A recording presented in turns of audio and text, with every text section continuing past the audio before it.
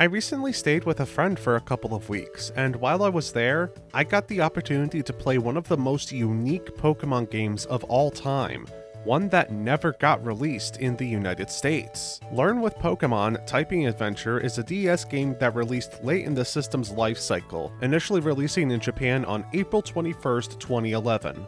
It released in Europe on September 21st, 2012, and finally got a release in Australia on January 10th, 2013. As you might have guessed from the title of the game, Learn with Pokemon Typing Adventure teaches the player how to type using Pokemon. A small Bluetooth keyboard was packaged with each copy of the game, which would connect with the game cartridge to allow the player to control basically the entire game using the keyboard. Plus, the game's about typing. It'd probably help to have something to type with. Japan actually got a black keyboard SKU that released a few months after the game initially launched, while everywhere else only had the white keyboard.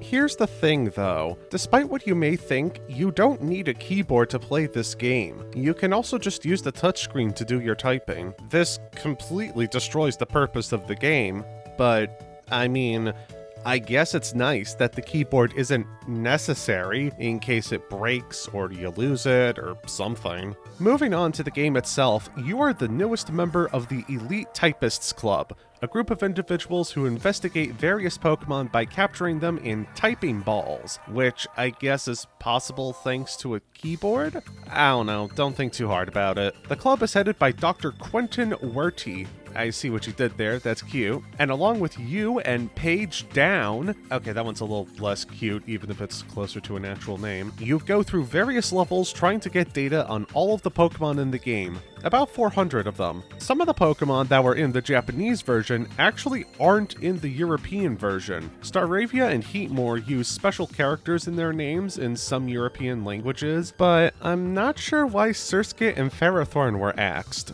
I'm also not sure if they're present in the Australian version or not. If anyone's played the Australian version and can confirm whether these Pokemon are in the game or not, please let me know in the comments. And actually, I misspoke earlier. Typing balls only get data on a Pokemon. They don't actually capture them. At least, that's how I interpret what the game said, but I'm not really sure how that works, especially since you can witness the Pokemon get inside the typing ball and then disappear. Still, that's an interesting concept to think about. What if the main series games had a Pokeball with a really high catch rate, but you don't get to keep the Pokemon once you catch it, you just get data on it in your Pokedex? Anyway, as the newest member of the Elite Typist Club, the game starts out with some pretty simple tutorial levels to not only teach you how to position your fingers on a keyboard properly, but also to teach you how the game works. Once you're past that, Paige is looking for someone to help her become a better typist. This means you, the player, will type out the first letter of a Pokemon's name, and then Paige fills in the rest. As the levels go on, you'll type more and more of the Pokemon's name, and Paige will handle less and less, until she eventually gains enough confidence to no longer need your help. I feel like the workload Paige takes on is the inverse of what she should be doing to get better, but what do I know? The game's world map is modeled after the keyboard that comes with the game, which is actually kinda cute. You navigate by pressing the key corresponding to where you want to go, as each of the game's levels takes place on a key on the keyboard. So if you want to go to the level the S key houses, press the S key on the keyboard. As you go through a level, you get points for successfully capturing a Pokemon, which means typing its name correctly in this case. And you also get bonus points if you keep your combo going. Type an incorrect key and your combo gets broken. Get a high enough score, and you can get one or more medals for that level, bronze, silver, and/or gold. These medals are tied to making progress in the game, as sometimes you'll need to get a certain number of medals to unlock a certain title before the game will let you challenge a particular level. I never needed to grind or anything to get enough medals to unlock a level. This will probably only be a concern if you're a child or not used to typing on a keyboard or something. You can also unlock some challenge levels after catching a certain number of Pokemon, and there's also a level that only ends after you make too many mistakes, basically a kind of endless level. Medals can also unlock new sounds and new skins for the keyboard on the bottom screen, which Okay, I was looking at the game via the preview window on OBS while playing this game, because that's basically the only way I was able to see the game while holding the keyboard. This means I probably got more mileage than most players out of those keyboard skins, and I still didn't really care about them. They're best described as neat, I guess. That is a bit of a problem with this game. It's a bit weird to actually play. You basically have to treat the DS like a computer monitor and place it down somewhere, because you need your fingers for typing. Actually going through these levels is a bit like an on-rails shooter. You automatically move forward and Pokemon will pop out from wherever they please, just begging for you to type their name right. Some Pokemon do have a bit of a strict time limit before they disappear, and Psychic-type Pokemon have a habit of disappearing the moment you hit an incorrect key, so you do have to be careful sometimes. A few levels also have other elements that'll ask you to type a specific key. For example, there's a power station where you have to flip switches to turn the lights on. The game handles you flipping switches by asking you to hit a particular key. Other stages have medals that you collect by typing the letter on said medal. Get them all and you get to fight an extra Pokemon at the end of the level. Oh yeah, this game has voice acting. Not for the characters' lines, just when you catch a Pokemon and finish a level. It's weird. Zoroark.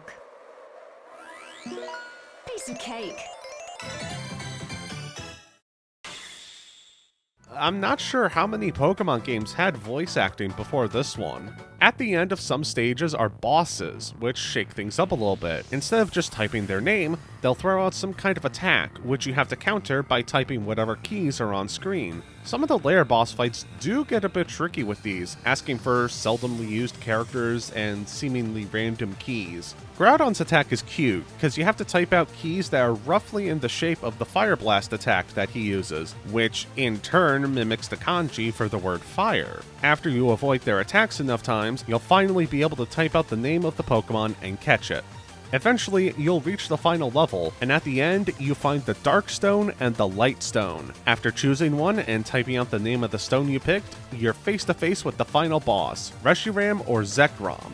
After countering their attacks and successfully catching it, congrats! You've beaten the game! It only took me about 90 minutes to get here, although I did mess around a bit. If you just play the game and don't get distracted like me, you can easily beat the game in an hour or so. The credits are pretty fun, because you can actually type them out, and you're told how many letters you typed at the end. The credits scroll too fast for me to be able to have any chance at typing out every single letter, plus my fingers probably aren't used to typing out Japanese names, which make up a good chunk of the credits.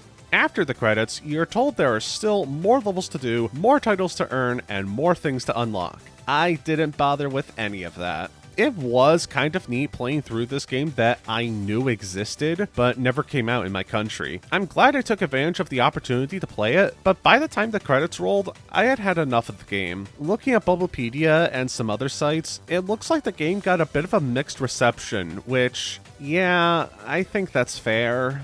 Learn with Pokemon Typing Adventure definitely isn't a bad game. If you or your child is a Pokemon fan and needs to learn how to type better, I'd say this is a good way to do that. But if you're like me and are an adult who's already a decent enough typist and you're just playing the game for fun, I'm not sure how much value you'll get out of it other than potential novelty. The soundtrack for the game is pretty damn good though. You've been hearing it throughout the video, but I want to take a minute to specifically shout out the boss theme. Like, calm down, man. This is just an educational game. You don't have to go that hard. But yeah, that's about all there is to say.